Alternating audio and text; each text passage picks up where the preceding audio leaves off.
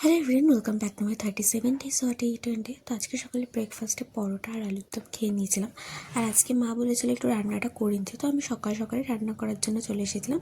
আর এদিকে মা একটু কাঁকরোল কেটে রেখে গিয়েছিলো আর সয়াবিনটা সেদ্ধ করে রেখে গিয়েছিলো। আর আলুটা মা হালকা করে ভেজে রেখে গেছিলো, তো আমি একটু ভালোভাবে আলুটা লাল করে ভেজে নিলাম।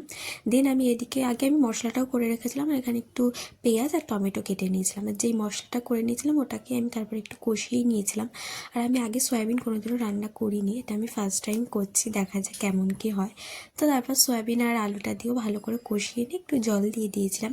এটা ভালোভাবে ফুটে যাওয়ার পর লাস্টে একটু ঘি দিয়ে দিয়েছিলাম, তো ওটা আর ভিডিও করা হয়নি। আর এদিকে কাঁকরোলগুলোর মধ্যে আমি একটু নুন হলুদ মাখিয়ে নিলাম, তারপর ভেজেও নিয়েছিলাম আর সাথে একটু লঙ্কাও ভেজে নিয়েছিলাম।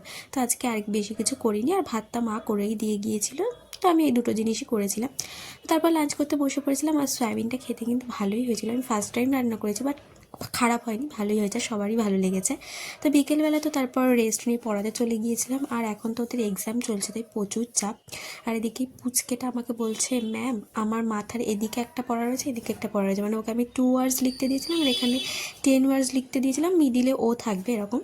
তো পড়ার শেষে তো আবার তাদের আবদার, তাদেরকে একটু খেলতে হবে তাদের সাথে।